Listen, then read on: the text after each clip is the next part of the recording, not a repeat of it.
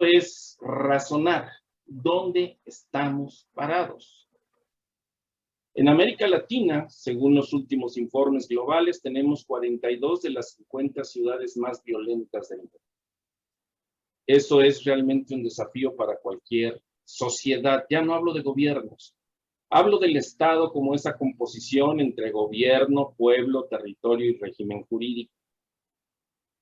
Las sociedades modernas tenemos en esencia tres grandes enemigos. Uno es la inseguridad, que es la que para muchos de nosotros hoy nos tiene bastante preocupados.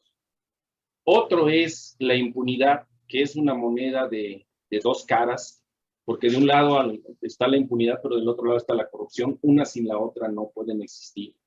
Y tenemos la inequidad. Estos tres grandes enemigos de las sociedades son aquello que nos permite mantenernos alerta. No podemos atacar uno solo. En muchos países he visto enormes y excelentes dispositivos de seguridad para combatir la inseguridad. Pero mientras no se combata la impunidad y la corrupción, no vamos a avanzar. Y si tenemos muy buen combate a la impunidad y a la corrupción y muy buen combate a la inseguridad, pero no combatimos la inequidad social, económica, política que tenemos en toda la región de Latinoamérica, los problemas seguirán. La visión desea que usted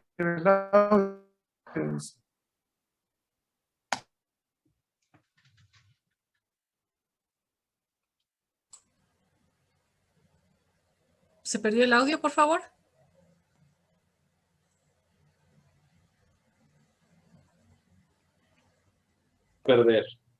¿Se volvió a perder el audio? Ya lo tenemos otra vez. Muchas gracias, por favor. Gracias. Entonces, les decía, necesitamos modificar y atacar las tres a la vez. ¿Pero a quién le toca? Un gran héroe mexicano, un general que expulsó en la última invasión que tuvimos en mi país a los americanos, el general Heriberto Jara Corona, redactor de la Constitución, uno de los redactores de la Constitución de México en los años 1900, nos obsequió un pensamiento que quiero compartir con ustedes. Dice, no se concibe la libertad política cuando la libertad económica y la educación no están aseguradas. Y en todo caso, no olvidemos que para estructurar y fortalecer nuestra economía y nuestra libertad, que nadie va a venir a hacer por nosotros aquello que estamos nosotros obligados a hacer.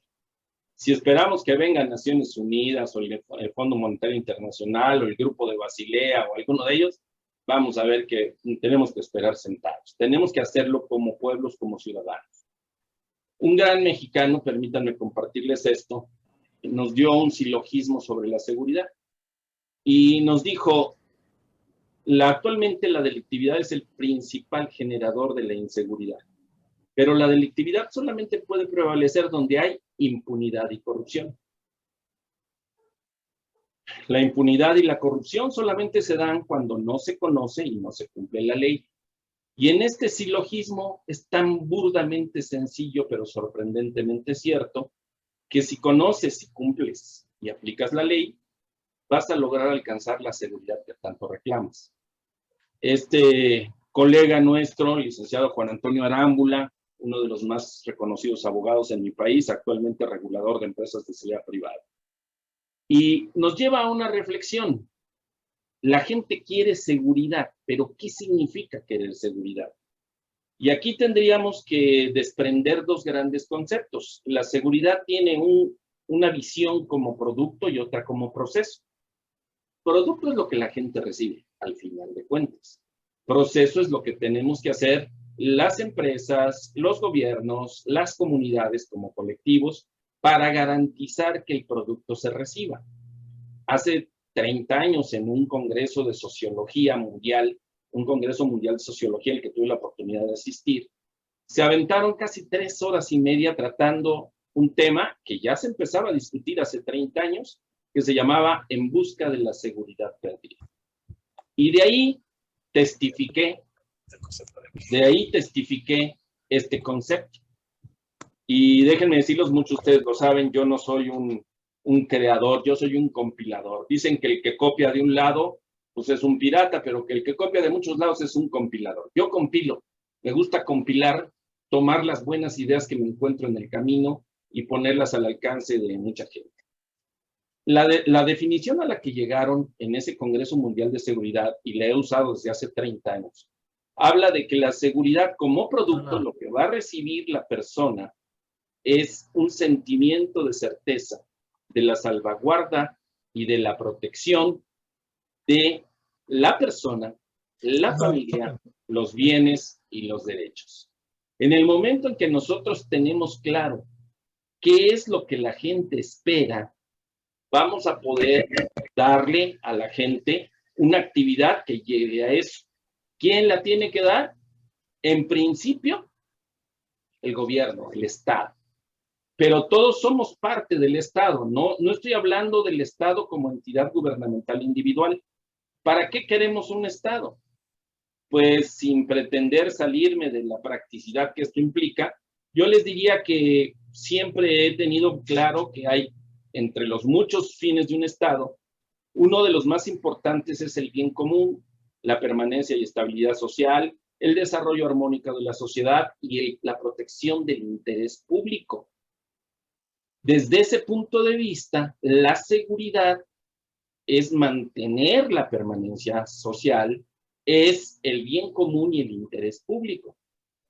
Y ahí es donde nos lleva a un razonamiento muy sencillo de lo que llamamos los niveles de la seguridad. Porque cuando nosotros hablamos de crimen organizado, hablamos de seguridad pública o de seguridad nacional. Arístides ya nos lo reflexionaba, hay un impacto muy importante en la seguridad nacional, pero yo creo que todavía más en la vulneración del concepto de la seguridad jurídica, que es fundamental para que un Estado, un pueblo, un gobierno, un territorio se mantengan íntegros. Y aparecemos desde abajo la seguridad privada, la seguridad pública, la seguridad social, que es garantizarle a la gente las condiciones necesarias para tener un bienestar. Y de ahí quiero conectar con lo que nos dice el crimen organizado, la delincuencia organizada. ¿Por qué? Porque el crimen organizado y la delincuencia organizada están atacando a cada uno de estos estamentos, a la seguridad jurídica, a la seguridad nacional, a la seguridad social, a la seguridad pública y a la seguridad privada inclusive. ¿Qué nos dice Naciones Unidas? Ya nos hizo Arístides algunas reflexiones. Yo déjenme retomar esto que Naciones Unidas nos obsequió a través de la Convención de Naciones Unidas contra el Crimen Organizado, la UNTOC por sus siglas en inglés, que nos dice que ellos no se atreven a dar una definición concreta de lo que es crimen organizado o delincuencia organizada, sino ellos lo que dicen es, a ver, la delincuencia organizada tiene que ser, o el crimen organizado, tiene que ser definido por cada uno de los propios países, ¿sí? Cada uno de los propios países tendrá que definir qué entienden ellos por el crimen organizado o la delincuencia organizada. Y lo que sí dice es, mira, a pesar de todo esto, el grupo criminal organizado se distingue por los siguientes puntos. Es un grupo de 3 o más personas que ha existido por cierto tiempo, que ha actuado de manera premeditada para cometer delitos y que tiene el fin de cometer permanentemente daños a la sociedad. Esto, señores, es la base para lo que nosotros planteamos y analizamos. Dicen por ahí, ya lo decía Sun Tzu, si te conoces a ti mismo tienes ganada la mitad de la batalla. Pero si te conoces a ti mismo y conoces a tu enemigo, no perderás en 100 batallas. La mejor forma, y nosotros lo traducimos en México con aquello de que policía que no es buen ladrón no es buen policía. Algunos se lo toman muy en serio, desgraciadamente, pero sí es cierto. Para poder combatir al enemigo hay que pensar como el enemigo. Y en el análisis de esto hay una relación muy sencilla que a mí me ha sido muy útil. ¿Cuáles son los delitos más rentables para el crimen y la delincuencia organizada? De los distintos estudios que yo he tenido la oportunidad de consultar y de las vivencias que he tenido en varios países, he tenido la oportunidad de seguir como miembro de ASIS las conferencias internacionales que así se hace, y he tenido la oportunidad de estar desde Medio Oriente, en Singapur, en Dubái, en varias partes de Europa, en Centroamérica, y me he encontrado, porque me gusta analizar y buscar información, lo que le llamaríamos en términos muy publicistas, el top 10, ¿no? Y ya lo decía Arístides, ¿qué es lo que se considera como el top 10 hoy en día? Se habla del cibercrimen como el primer lugar, acaba de subir en la última evaluación al primer lugar el cibercrimen. Antes estaba, fíjense, el tráfico de drogas, ya pasó a segundo lugar. Tenemos como tercer lugar la trata y tráfico de personas y órganos, que no tienen idea de lo que eso significa en dinero. La falsificación y piratería de mercancías, todo tipo de mercancías, no tienen idea de la falsificación de productos. Dense una vuelta por una calle de cualquier gran capital, París, Roma, Londres, y es incontenible esto. La venta de armas, que antes era el tercer lugar, ahora está en quinto. Tenemos también las operaciones con recursos de procedencia ilícita, y déjenme nada más aclarar ahí un punto muy brevemente, que esto se volvió, primero fue una necesidad para mover su propio capital, y después descubrieron que eran una muy buena área de negocio tener operaciones con recursos de procedencia ilícita. El 7 se volvió también muy interesante porque el robo de vehículos, de arte, de especies y recursos naturales es todo un filón. Como decimos en mi país, hasta la basura se separa. ¿Por qué? Porque cada uno tiene su especialidad, ¿eh? No se meten todos a todo. Cada uno tiene una gran especialidad. Y aquí estoy viendo a nuestro amigo Mauricio Natale, de la parte de blindados. Él nos podrá corroborar que a veces se roban un blindado en México y aparece en Dubái, o aparece en una parte inimaginable del mundo, ¿no? Entonces, el robo de arte, de especies, hay toda una división. No tienen idea de lo que es el robo y tráfico de especies, por ejemplo. Obviamente, la pornografía y el turismo sexual tienen toda una rama de atención que es muy, muy clara. Y tenemos el secuestro, y finalmente tenemos también al fraude y extorsión virtual, que ya se volvió también una de las 10, acaba de entrar al top 10 de fuentes de ingresos del crimen organizado.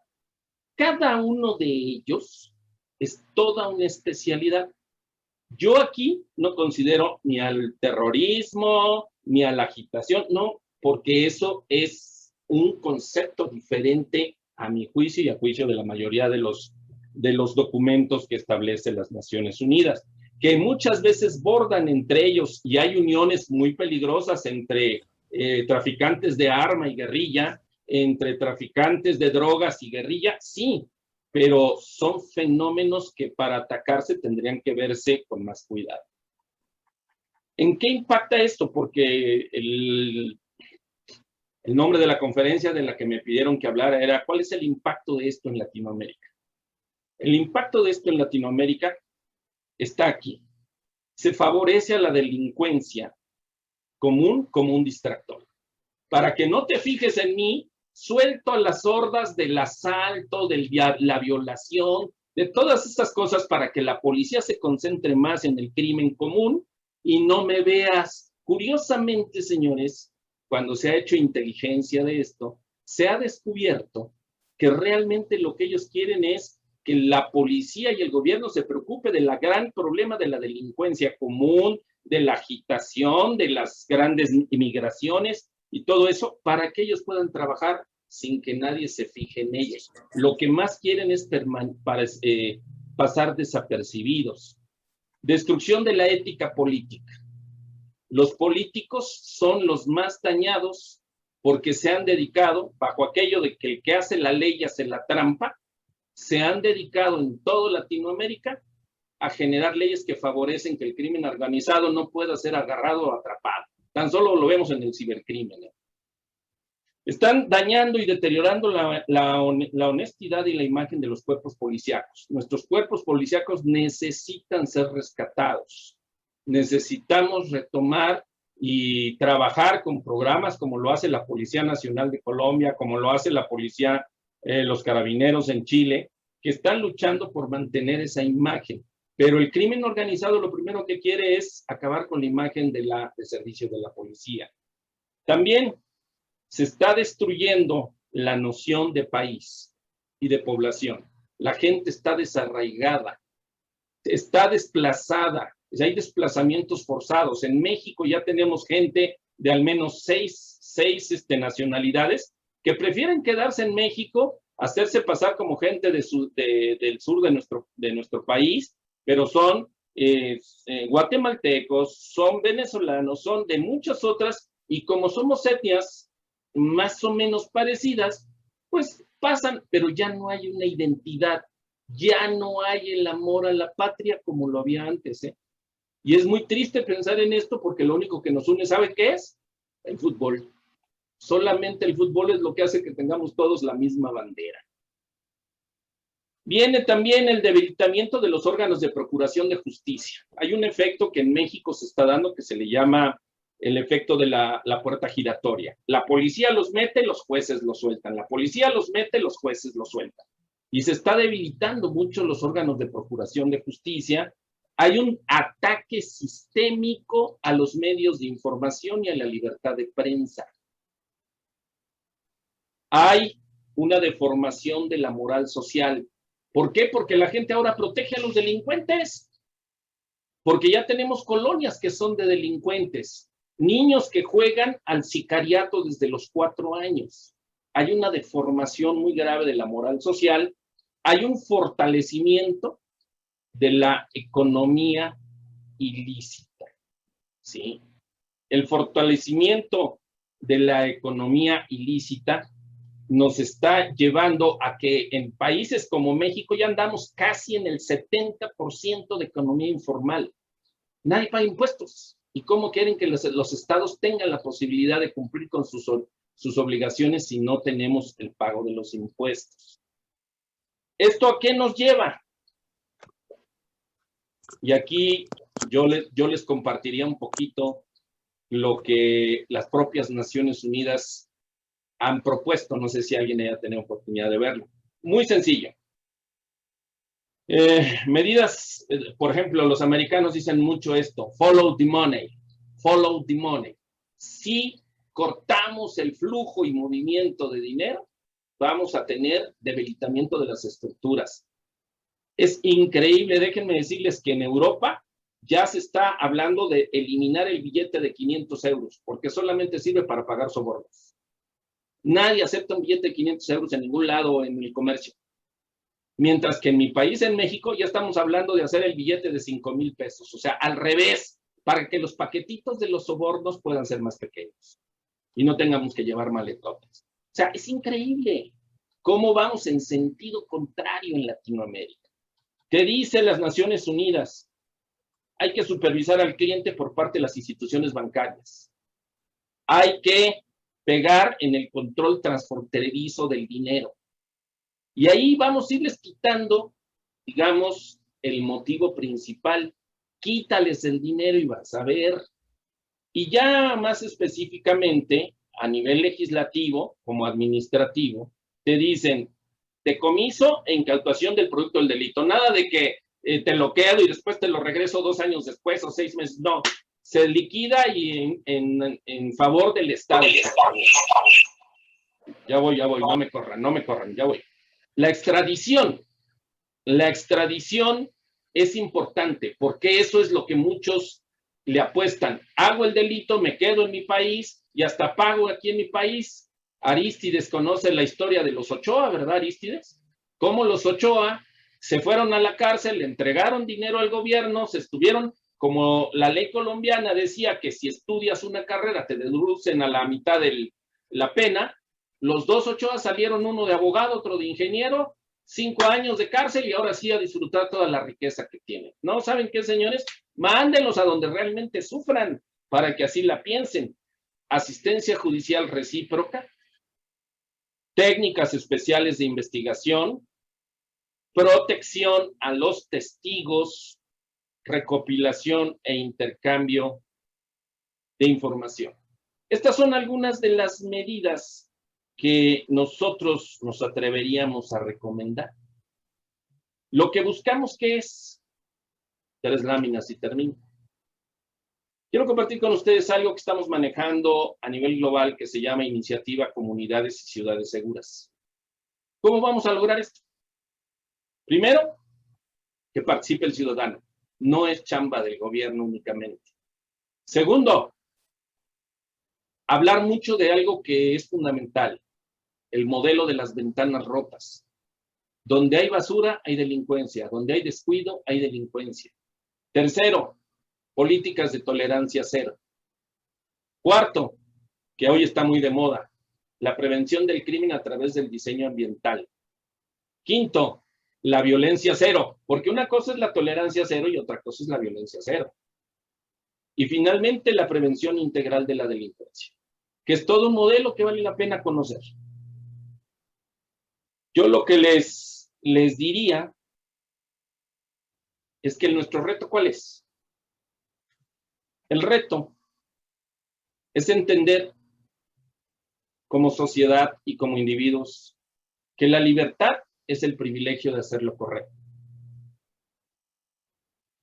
Que lo correcto no siempre es agradable y lo agradable no siempre es lo correcto. Tenemos que trabajar. En México tenemos una organización que se llama Seguridad por México y aquí están ustedes viendo el ideario que se estableció en esta organización, donde hablamos de justicia, respeto, legalidad, equidad, trabajar realmente como ciudadanos en recuperar la noción del Estado, la noción del orgullo del país, la noción de la educación familiar. Un amigo mío decía, yo no voy a cambiar el mundo. Y robé ese pensamiento, yo no voy a cambiar el mundo. Se requiere demasiado esfuerzo y demasiado compromiso de todos los actores de la sociedad y eso está todavía muy lejano. Pero en la parte que a mí me toca, voy a intentar ser la diferencia. Ya lo decía un gran filósofo griego. El hombre que se abstiene de participar en la política de su sociedad está condenado a sufrir el mal gobierno.